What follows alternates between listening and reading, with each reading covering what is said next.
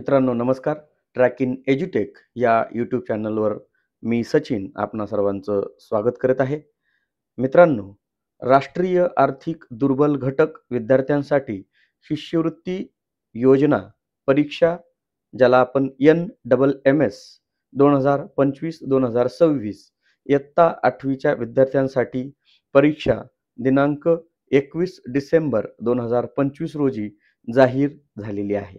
आणि या national means cum merit scholarship scheme म्हणजेच NMMSS राष्ट्रीय आर्थिक दुर्बल घटक विद्यार्थ्यांसाठीची जी शिष्यवृत्ती योजना परीक्षा आहे इयत्ता 8वीच्या वर्गासाठी, ही परीक्षा 21 डिसेंबर 2025 रोजी घेण्यात येणार आहे.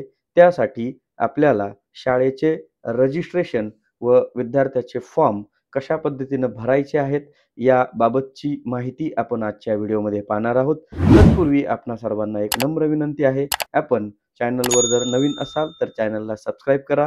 व्हिडिओ आवडल्यास व्हिडिओला लाईक आणि हा व्हिडिओ आपल्या सर्व गरजू विद्यार्थ्यांपर्यंत, शिक्षकांपर्यंत, शाळेपर्यंत आपण नक्की पोहोचवा.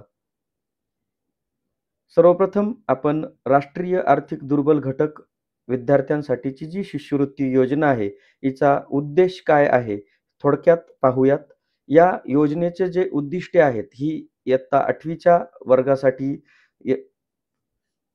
आर्थिक दुर्बल घटकातील प्रज्ञावान विद्यार्थ्यांचा शोध घेऊन बुद्धिमान विद्यार्थ्यांना सर्वोत्तम शिक्षण मिळण्याच्या दृष्टीने आर्थिक सहाय्य करणे, तसंच विद्यार्थ्यांचे उच्च माध्यमिक स्तरापर्यंतचे शिक्षण घेण्यास त्यांना मदत करणे आणि विद्यार्थ्यांची बुद्धिमत्ता विकसित होऊन त्या विद्यार्थ्यांकडून आपली विद्याशाखा व राष्ट्र यांची सेवा घडावी, असं या योजनेची उद्दिष्ट आहेत.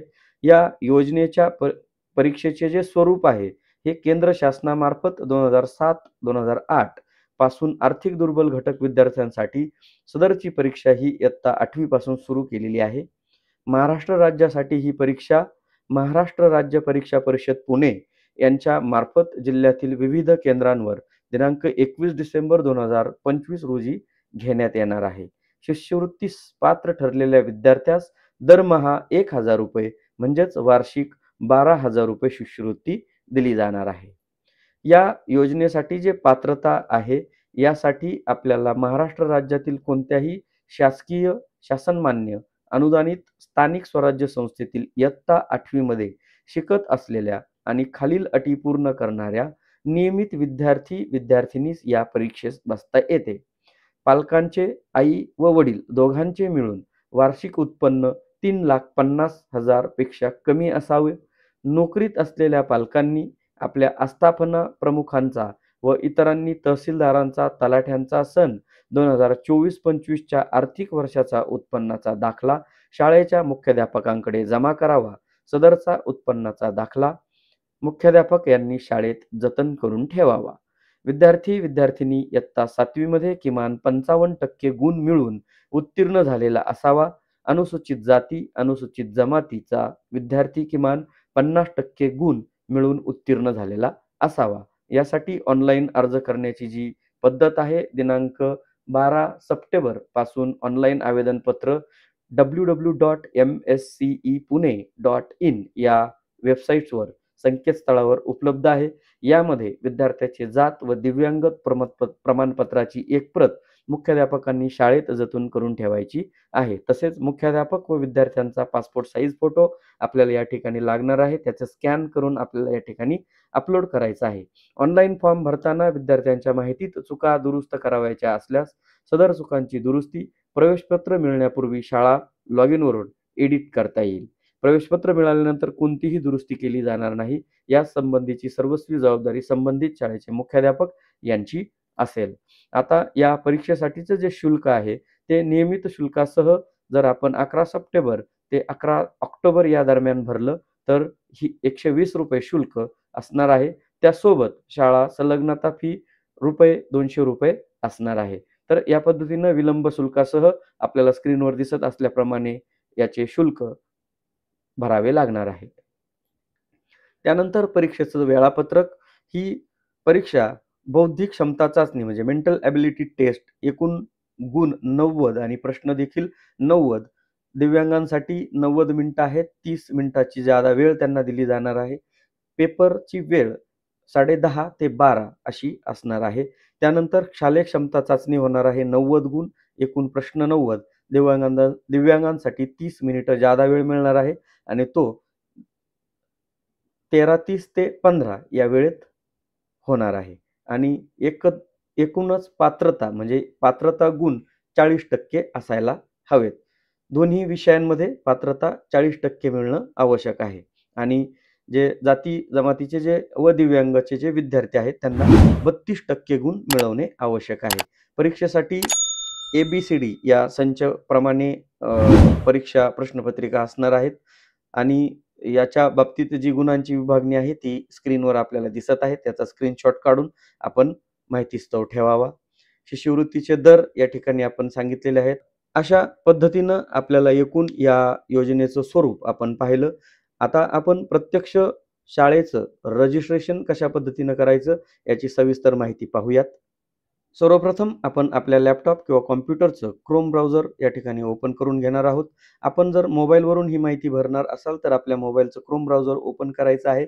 तिथे गेल्यानंतर आपण उजव्या कोपऱ्यातील 3 टिंबांना क्लिक करून डेस्कटॉप साइट निवडायचं आहे. व्हिडिओमध्ये जशी स्क्रीन आपल्याला दिसते त्याच प्रकारची स्क्रीन आपल्याला या ठिकाणी दिसेल आणि व्हिडिओमध्ये सांगितलेल्या स्टेपप्रमाणे आपण फॉलो करून सदरील फॉर्म पूर्ण करू शकता, रजिस्ट्रेशन पूर्ण करू शकता. इथे आल्यानंतर आपल्याला MSc असं सर्च करायचं आहे. येणारा जो पहिला रिझल्ट आहे महाराष्ट्र राज्य परीक्षा परिषद पुणे यावर आपल्याला क्लिक करायचं आहे. क्लिक केल्यानंतर आपल्याला इथे Maharashtra state council of examination Pune यांचं डॅशबोर्ड या ठिकाणी आपल्याला पाहायला मिळेल.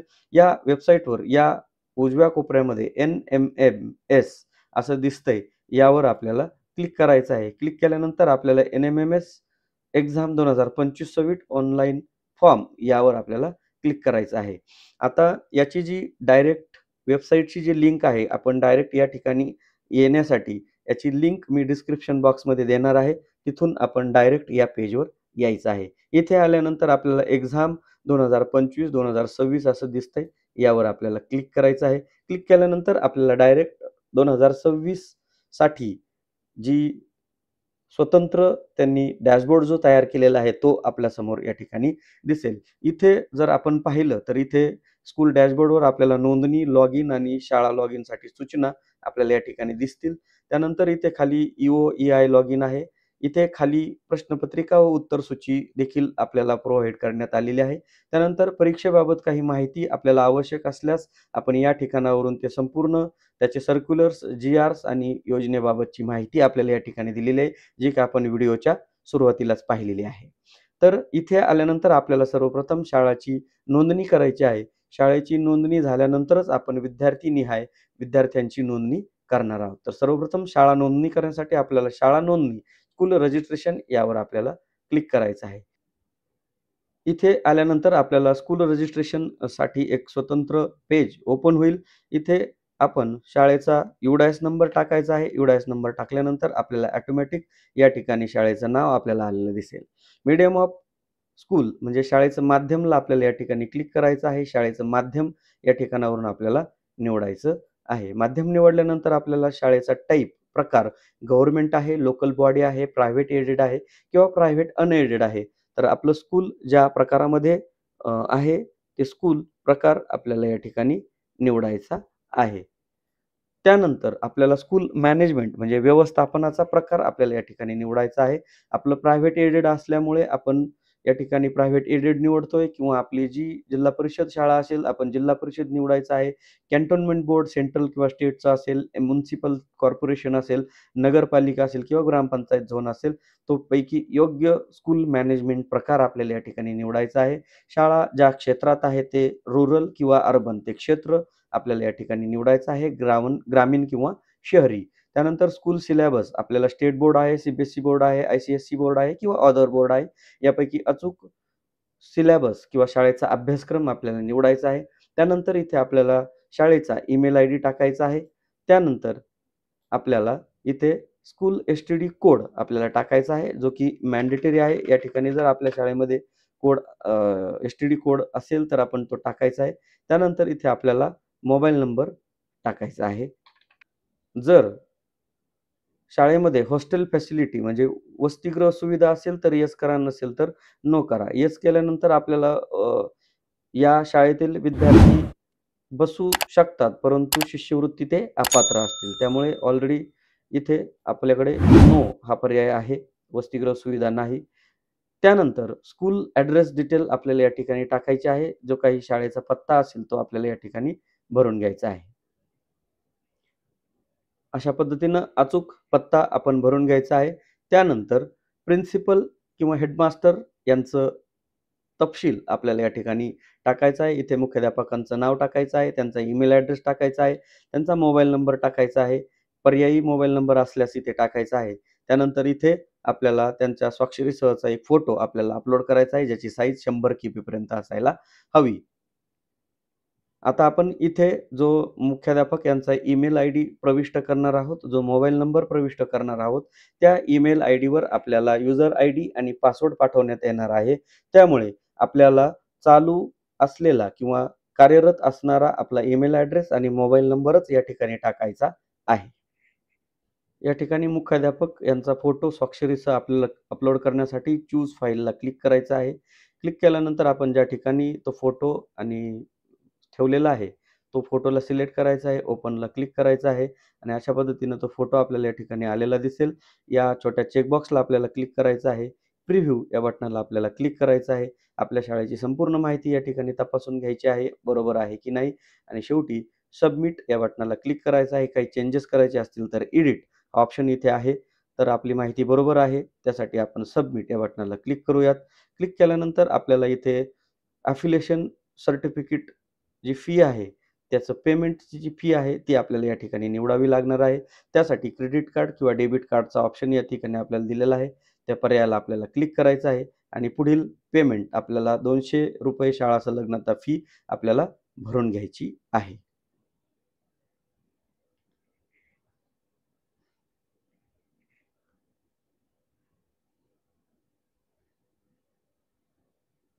अशा पद्धतीनं आपण आपली जी फी आहे, ती क्रेडिट कार्डच्या सहाय्यानेच भरावी, जेणेकरून आपलं ट्रान्झॅक्शन सक्सेसफुल होईल. कारण यू-पी-आय किंवा डेबिटचा ऑप्शन आपण जर निवडला, तर बऱ्याचदा मी अटेम्प्ट केल्यानंतर या ठिकाणी फेल झालेले दिसले क्रेडिट कार्डच्या सहाय्याने. लवकर ते अटेम्प्ट आपले सक्सेसफुल झालेले आहेत. आता यानंतर आपल्याला आपल्या ईमेल ॲड्रेसवर युजर आयडी आणि पासवर्ड आलेला असेल, तो युजर आयडी आणि पासवर्ड आपल्याला ईमेल आयडीवरून घ्यायचा आहे. त्यासाठी आपल्या ईमेल बॉक्सवर आपल्याला जायचं आहे आणि तिथून जो काही ईमेल ॲड्रेस आणि पासवर्ड आपल्याला आलेला असेल, जो काही युजर आयडी आपल्याला आलेला असेल, तो घ्यायचा आहे. आलेला युजर नेम हा आपला UDIS कोड असणार आहे आणि जो काही पासवर्ड आपल्याला त्या ठिकाणी प्राप्त झालेला आहे, तो या ठिकाणी टाकायचा आहे आणि लॉग इन या बटनाला आपल्याला क्लिक करायचं आहे. आपलं लॉग इन सक्सेसफुल झालेलं आहे. आपली संपूर्ण जी काही माहिती आपल्याला भरलेली आहे, ती आपल्याला पुन्हा एकदा चेक करण्यासाठी येईल. जर यामध्ये काही बदल असल्यास आपण ती माहिती पुन्हा इथे बदलू शकतो. ही माहिती संपूर्ण पाहायची आहे. याला प्रिव्ह्यू करायचं आहे. प्रिव्ह्यू केल्यानंतर यामध्ये देखील काही चेंज असतील तर आपण या एडिट बटनावरून क्लिक करायचं आहे. सदर माहितीची प्रिंट आपण घेऊन ठेवायची आहे किंवा आपल्या माहितीस्तव आपण या पेजमध्ये किंवा यामध्ये जी काही माहिती भरलेली आहे, ती आपल्याला या ठिकाणी सेव्ह करून ठेवायची आहे. आपण पी-डी-एफच्या स्वरूपामध्ये त्याला सेव्ह करून ठेवूयात, म्हणजे आपल्याला पुढे काही अडचण येणार नाही. त्यानंतर ही संपूर्ण माहिती जर आपली अचूक असेल, तर त्यानं आपण सबमिट या बटनाला क्लिक करायचं आहे. क्लिक केल्यानंतर आपलं स्कूल डिटेल्स या ठिकाणी आपलं पूर्ण झालेलं आहे आणि आपल्याला अशा पद्धतीने मुख्य NMMSचा डॅशबोर्ड आपल्याला दिसायला लागेल. आता यानंतरचा जो टप्पा आहे, तो म्हणजे विद्यार्थ्याचं रजिस्ट्रेशन किंवा विद्यार्थी यावर भरायचे कसे. तर त्यासाठी आपल्याला इथे स्टुडंट रजिस्ट्रेशन नावाचा टॅब या ठिकाणी दिसतोय.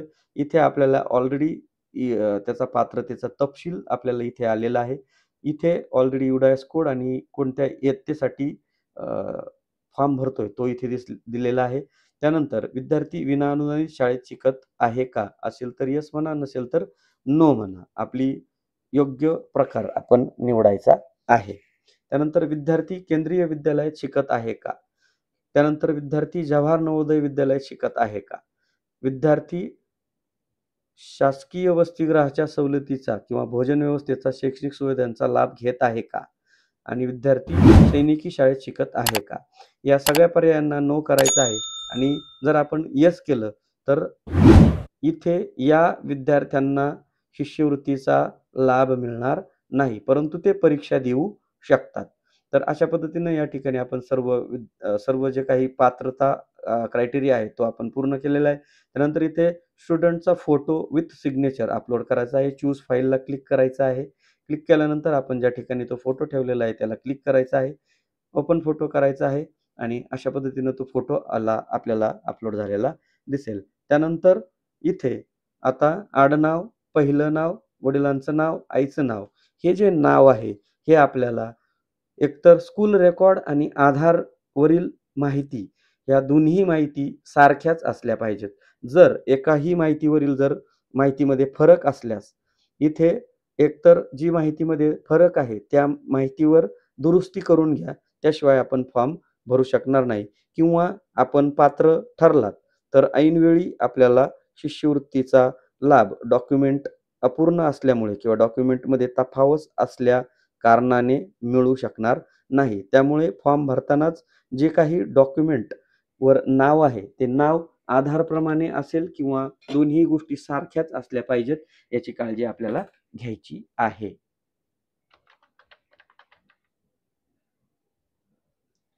विद्यार्थ्याचे जेंडर या ठिकाणी निवडायचं आहे. त्यानंतर डेट ऑफ बर्थ ही सुद्धा या ठिकाणी अचूक निवडून घ्यायची आहे. जी काही डेट ऑफ बर्थ असेल ती कॅलेंडरच्या सहाय्याने इथे अचूक निवडायची आहे याप्रमाणे. त्यानंतर इथे आधार क्रमांक टाकायचा आहे. तो कंपल्सरी नाहीये, परंतु तरी देखील आपण या ठिकाणी टाकून घ्यायचा आहे. इथे इयत्ता 7वीची जी ग्रेड आहे, ती जी काही ग्रेड त्या विद्यार्थ्याला प्राप्त असेल, ती ग्रेड आपल्याला या ठिकाणी सिलेक्ट करायची आहे. बघा A1, A2, B1, B2, C1, C2 यापैकी ज्या ग्रेडमध्ये विद्यार्थी आहे, ती ग्रेड या ठिकाणी आपल्याला निवडायची आहे. त्यानंतर 7वी मध्ये किती टक्के त्या विद्यार्थ्यास प्राप्त झाले ते टक्केवारी आपल्याला इथे टाकायची आहे. डिफरंट एबल्ड किंवा डिसेबल्ड विद्यार्थी दिव्यांग असल्यास जर विद्यार्थी दिव्यांग असेल येस केलं तर आपल्याला त्या विद्यार्थ्याचं दिव्यांगाचं प्रमाणपत्र लागणार आहे ज्यामध्ये त्याची दिव्यांगाची टक्केवारी ही 40% पेक्षा अधिक असायला हवी. विद्यार्थी दिव्यांग असल्यास येस म्हणा, नसेल तर नो म्हणा. जर दिव्यांग असेल तरी ते दिव्यांगाचा प्रकार आणि दिव्यांगाची टक्केवारी आपल्याला टाकायची आहे. त्या विद्यार्थ्याला रायटरची गरज असेल तर ऑटोमॅटिक ते पर्याय या ठिकाणी खुले होतील. त्यानंतर इथे आपल्याला विद्यार्थ्याची कास्ट या ठिकाणी निवडायची आहे. जी काही कास्ट इथे असेल ती कास्ट आपल्याला निवडून घ्यायची आहे. त्यानंतर इथे स्पेसिफिक जातीचं उल्लेख नाव आपल्याला इथे टाकायचं आहे. त्यानंतर केंद्र सरकारच्या अधिसूचनेनुसार आपण आर्थिक दुर्बल EWS श्रेणीसाठी पात्र आहात का? तर यासाठी आपल्याला येस या ऑप्शनला क्लिक करायचं आहे. त्यानंतर विद्यार्थ्याच्या राहण्याचे जे क्षेत्र आहे ते रुरल आहे की अर्बन म्हणजे ग्रामीण भागामध्ये राहतो की शहरी भागामध्ये तो पर्याय आपण या ठिकाणी अचूक निवडायचा आहे. त्यानंतर विद्यार्थ्याच्या निवासस्थानाबाबत इथे माहिती दिलेली आहे. ते माहिती इथे लँडमार्क आपल्याला टाकायचं आहे. त्यानंतर गावाचं नाव आपल्याला इथे टाकायचं आहे. डिस्ट्रिक्ट जो काय असेल तो निवडायचा आहे. त्यानंतर तालुका आपल्याला निवडायचा आहे आणि पिन कोड देखील टाकायचा आहे. त्यानंतर इथे शाळेची माहिती ही आपण रजिस्ट्रेशन केल्यामुळे या ठिकाणी आपोआप आलेली आहे. या ठिकाणी बौद्धिक क्षमताचं किंवा परीक्षेचं जे माध्यम आहे ते कोणतं असणार आहे ते माध्यम आपल्याला या ठिकाणी निवडायचं आहे. त्यानंतर बँक खात्याची माहिती इथे आपण भरू शकता, परंतु ही माहिती मॅन्डेटरी नाहीये. आपल्याला आवश्यक असल्यास आपण ही माहिती भरू शकता. ती ऑप्शनल आहे. भरायची असल्यास आपण भरून घेऊ शकता.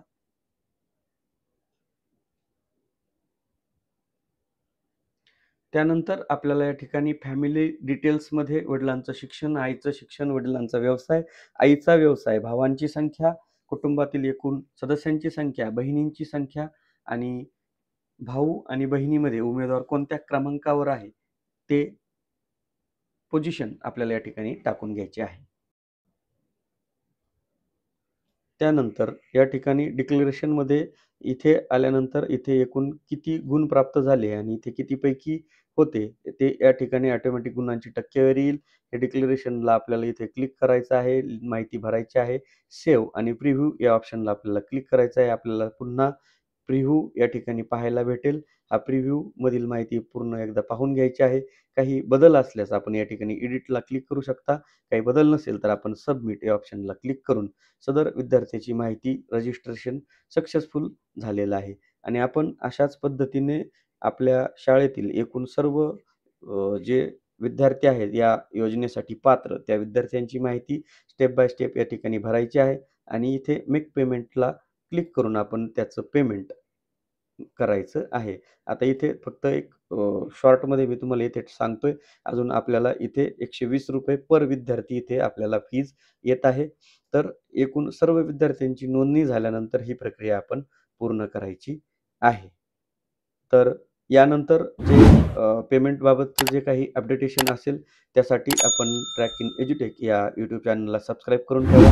NMMS बाबत पुढील अपडेटसाठी सबस्क्राईब करा. व्हिडिओ आवडल्यास व्हिडिओला लाईक, कमेंट आणि शेअर नक्की करा. धन्यवाद.